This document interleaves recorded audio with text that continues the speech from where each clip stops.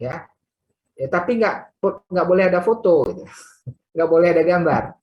Tapi orang ketika membaca tulisan itu atau menjelaskan tulisan itu, ya, orang yang mendengar atau yang membaca itu bisa membayangkan ruangannya seperti apa, kamar tidur adik-adik itu seperti apa, ya. Jadi tanpa perlu harus misalnya pakai teori. Jadi memaparkan aja. Ada teori tentang macam-macam, ya. Jadi mendeskripsikan secara total. Jadi di sini posisi fitur itu adalah fitur itu menggambarkan menggantikan gambar atau menggantikan pengalaman tentang arsitektur. Itu dia. Tetapi kalau apresiasi dia sudah ada teorinya sedikit. Sudah memasukkan teori macam-macam. Adik kalau mungkin melihat kamar adik dari sudut pandang arsitektur tropis misalnya. Kalau mau diulas tentang konteksnya adalah arsitektur tropis, atau mungkin nggak harus total gitu, ada bagian-bagian yang adik-adik jelaskan seperti saya katakan tadi. Ada di dalam fitur adik-adik itu ada menjelaskan posisi letak dari meja belajar misalnya diletakkan dekat dengan jendela misalnya gitu kan. Nah, ya kalau di dalam posisinya fitur ya dijelaskan apa adanya, tapi ketika mulai menjelaskan mengapa diletakkan di sana, mengapa susunan kamarnya demikian, mengapa adik-adik pilih warna demikian, maka itu sudah masuk ke apresiasi. Apalagi kalau mengapanya itu dijawab dengan teori. Dengan teori-teori, mungkin ada teori warna misalnya, atau teori psikologi warna, atau teori komposisi misalnya, atau teori kaitan misalkan dengan arsitektur tropis misalnya, terkait dengan sirkulasi udara, pencahayaan dan sebagainya, kelembapan gitu. Nah, itu sudah masuk apresiasi. Nah, apresiasi cenderung positif kan, penilaiannya cenderung positif. Nah, tapi kalau kritik itu kadang-kadang dia membaca bukannya dalam satu aspek penilaian, mungkin di situ ada aspek fisik tropikalnya, juga mungkin ada aspek misalnya budaya misalnya kan. Kadang-kadang kenapa nggak diletakkan rumahnya kenapa rumah diletakkan rumah yang itu tidak diminati misalnya di ujung jalan misalnya. Nah, itu mungkin ada teori budayanya tuh, rumah ditusuk sate itu misalnya dalam segi feng shui dan sebagainya, itu kan aspek budaya. Tapi mungkin bisa dibaca dengan aspek yang lain, dari aspek sains misalnya, atau dua sisi dilihatnya kan. Oh, tusuk sate itu kenapa nggak bagus? Kalau tadi kan karena kepercayaan gitu, feng shui dan sebagainya, itu rumah yang berada di ujung jalan gitu kan, menghadap ujung jalan itu tusuk sate. Tapi di sisi lain, sisi argumentasi adalah misalnya, oh kenapa kalau rumah di ujung jalan kan anginnya langsung gitu kan, orang bisa melihat kita dari jauh udah kelihatan pintunya dan sebagainya. Dia aspek-aspek logis yang dipaparkan. Jadi ada dua sudut pandang. Nah, itu sudah dikatakan sebagai kritik. Apalagi kalau kita membahas dalam konotasi yang mencari kekurangan, itu jadinya kritik. Jadi seperti itulah perbandingannya ya, antara kenapa dia berada di dua sisi. Tadi kalau apresiasi itu sudah dia memaparkan tapi sudah ada teorinya, kan satu isu ya, sudah ada isu tadi di gambar itu, ada isu itu kita anggap sebagai teori macam-macam. Sudah ada argumentasinya, sudah ada menjelaskan mengapa demikian, itu dikatakan sebagai apresiasi. Kalau di ini juga mengapanya bukan hanya satu ya, jadi dua, paling tidak ada dua. Itu dikatakan kritik. Jadi dari tidak ada isu, satu isu, kemudian minimal dua isu. Ya, kan bertahap ya, 0, 1, 2 minimal. Oke, seperti itulah kurang lebih ya. Bagus juga ada yang tanya. Baik Pak, terima kasih banyak Pak. Yuk, ada yang lain? Pak, izin bertanya. Oh, silakan.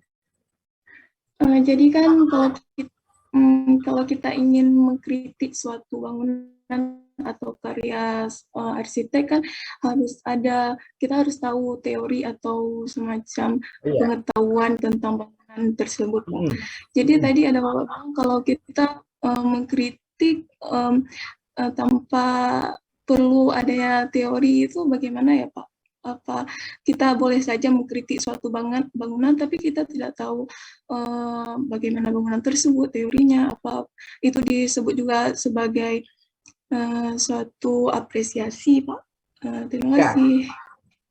Oke, ya ini jadi problem sih sebenarnya ketika kita mengkritik gitu kan. Jadi ada kritik itu kritik yang memang kritikus ya, kritikus profesional ya. Kritikus, kalau kritikus dia profesional biasanya dia punya basic ilmu yang sama. Jadi hampir seluruh kritikus arsitektur itu punya pendidikan minimal sarjana ya, arsitektur ya. Kemudian dia lebih banyak bidangnya itu adalah dunia kepenulisan, ya. Dunia teks ya. Saya katakan tadi arsitek ya, nah kritikus itu bermain dengan teks. Dia lebih banyak menulis teks dibandingkan membangun teks ya, merangkai teks daripada merangkai ruang dan bangunan gitu, elemen-elemen arsitektur. Karena itu dia punya basic yang sama dengan arsitek. Dia punya dasar-dasar pemahaman karena dia backgroundnya arsitektur juga, dia pasti belajar teori, belajar kritik, belajar sejarah, belajar budaya yang kita pelajari di kampus lah, macam-macam bidang ya. Mulai dari yang scientific pendekatannya, pendekatan science atau pendekatan arts, kan dua sisi yang berbeda nih, otak kanan otak kiri kan. Yang di kirinya pendekatan scientific science, kemudian satu lagi art. Ini posisi di antara dua itu sebenarnya adalah sosial ya, antara art dan science itu adalah sosial, aspek sosial atau social science ya. Ada art, pendekatan art, kemudian pendekatan science, kemudian social science. Jadi posisi science itu di antara dua dia, karena memang hubungan bagaimana konteks antara pendekatan arts dengan teknologi lah. Nah, ya itu jadi problem ketika seperti Ahmad Ustaz Hidayat ya, Hidayat yang kritik Ridwan Kamil, jadi problem dia melihat dari sudut pandang ilminasi ketika dia membaca itu, dan karena dia tidak punya pengetahuan komposisi, pengetahuan yang dipelajari tentang geometri dan sebagainya, yang geometri dalam pendekatan tertentu, maka terjadi bias seperti itu. Nah itu kan sempat di counter juga oleh si Ridwan Kamil ya, tentang geometri sebenarnya. Jadi memang kebanyakan karya-karya Ridwan Kamil kan pendekatannya geometri ya. Kadang-kadang geometri fungsional maupun geometri yang tidak fungsional. Bentuk segitiga itu akan kita temukan geometri di seluruh dunia. Jadi kalau nggak bisa dihubungkan juga dengan kepercayaan iluminasi ya. Segitiga kata Ridwan Kamil itu adalah bentuk untuk menyusun komposisi ya. Segitiga bisa ditemukan dalam tradisi Mesir, segitiga bisa ditemukan dalam tradisi orang-orang suku Inka Maya, ya. Kemudian juga di India Mohenjo-daro dan Harappa, ya, bentuk segitiga yang seperti piramid lah. Bahkan di Nusantara kita bentuk gunungan gitu kan, atap rumah, atap masjid kuno kita itu adalah bentuk gunung. Bahkan Candi Borobudur juga kalau kita lihat siluetnya juga gunung sebenarnya. Jadi bentuk segitiga semua itu adalah bentuk universal karena dia adalah representasi dari geometri. Nah, sedangkan Ustaz Ahmad Bikuni atau Ustaz Hidayat, saya lupa Ustaz yang mana, dia nggak punya pengetahuan tentang itu, jadi membaca dengan cara yang berbeda sih sebenarnya.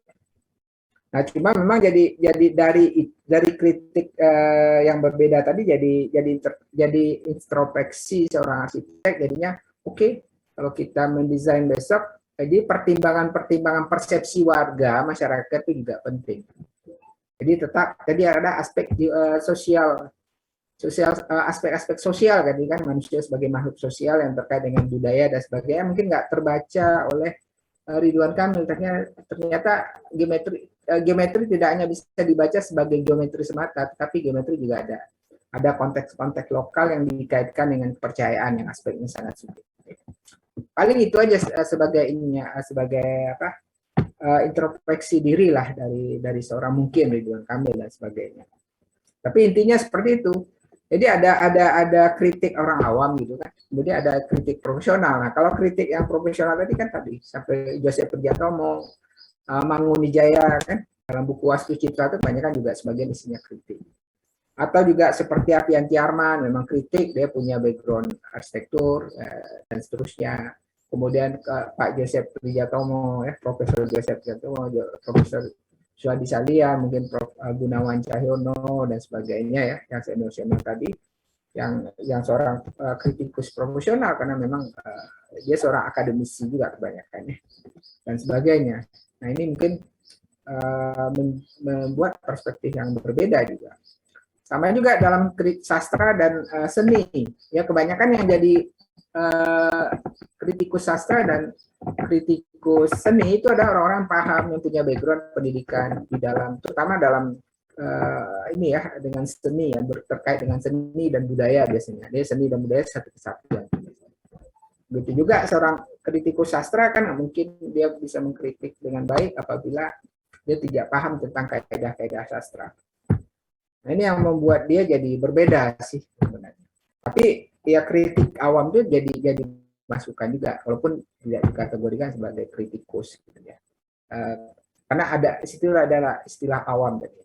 Nah, kita lihat tadi struktur di dalam skema diagram yang saya berikan tadi, ya kita lihat bahwa ya, memahami tadi apa faktor-faktor manusia tadi, kemudian building itu sendiri. Kalau yang terkait dengan building pasti banyak ya, aspek keterbangunan, struktur konstruksi dan sebagainya. Ada aspek-aspek lingkungan, ya. Kemudian isme juga mempengaruhi. Tapi Ahmad Bakuni dia punya isme yang tersendiri. Pak Ridwan Kamil ya tuh punya isme sendiri gitu tentang, dia kan modern kontemporer ya lebih kan. Kalau Ridwan Kamil modern kontemporer walaupun ada kontekstualnya juga dan sebagainya. Nah, cuma ya itu pasti dia nggak membacanya kalau Ustadz itu membaca sekedar di kulit gitu kan, nggak membaca keseluruhan bahwa sebagai sebuah sistem. Itu yang berbeda sebenarnya. Ya, jadi ada kritik awam, jadi ada kritik profesional. Itu aja sih bedanya. Nah, kalau kritik profesional namanya kritikus, dia punya pemahaman yang cukup tentang apa yang akan dia kritik. Jadi secara utuh ya, jadi bukan sepotong-sepotong lagi.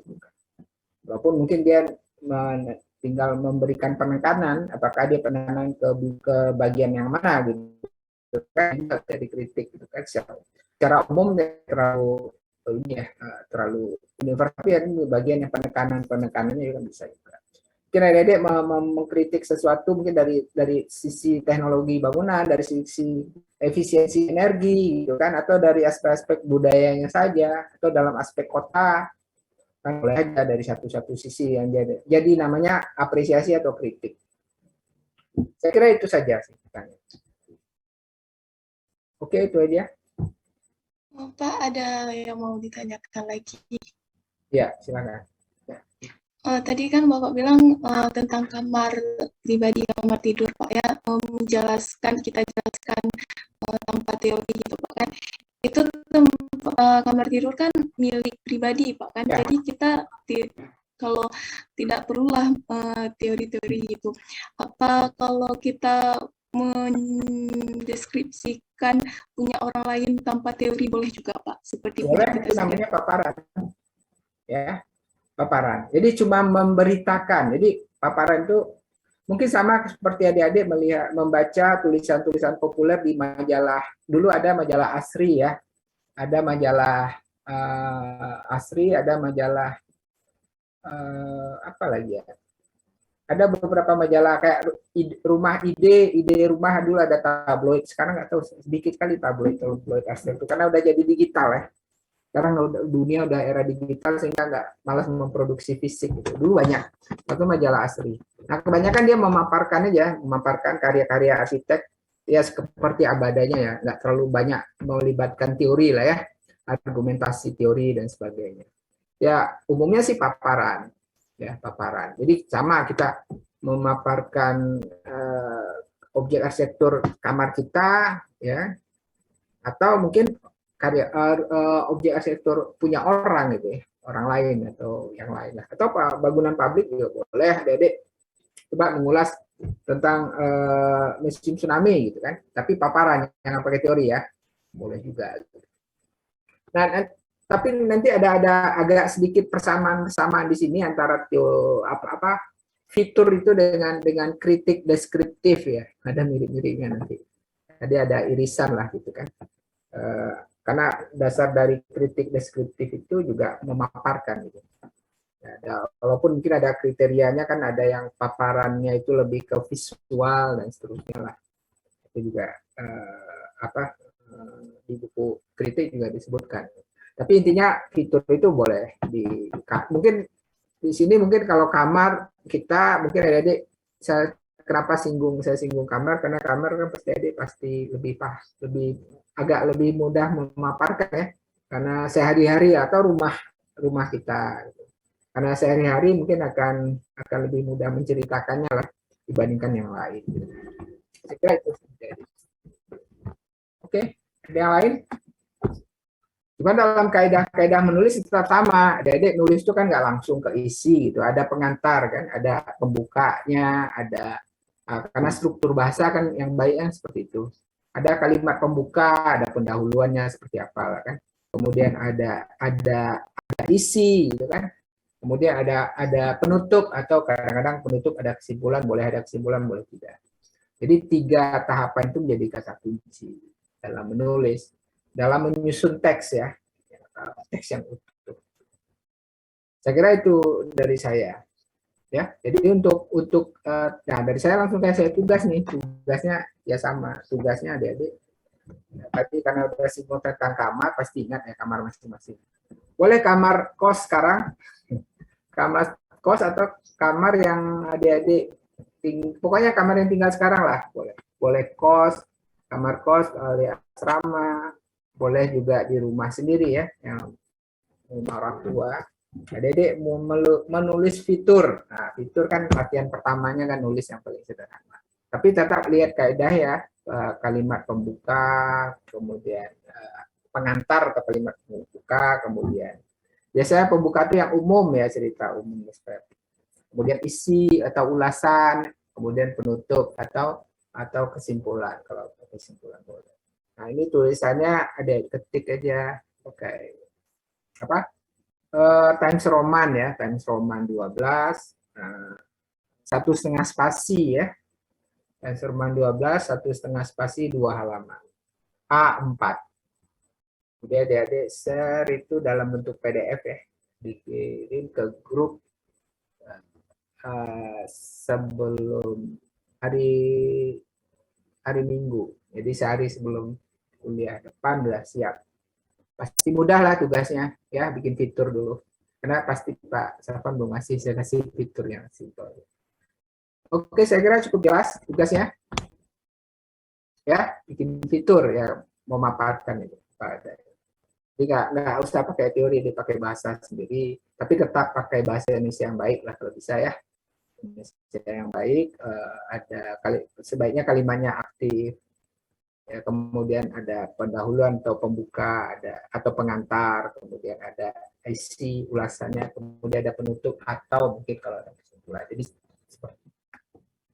Oke, ada pertanyaan tugasnya, jadi kumpul hari Minggu, kirim aja ke grup dalam bentuk PDF. Kamar masing-masing ya, kamar aja deh, lebih sederhana.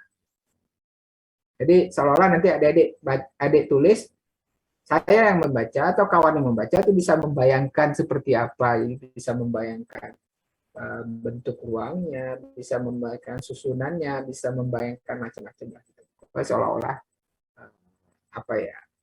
tulisan itu menggantikan gambar, tulisan itu menggantikan video dan sebagainya. Oke, cukup jelas ya. Saya kira itu saja. Dan saya ada pertanyaan tentang tugasnya.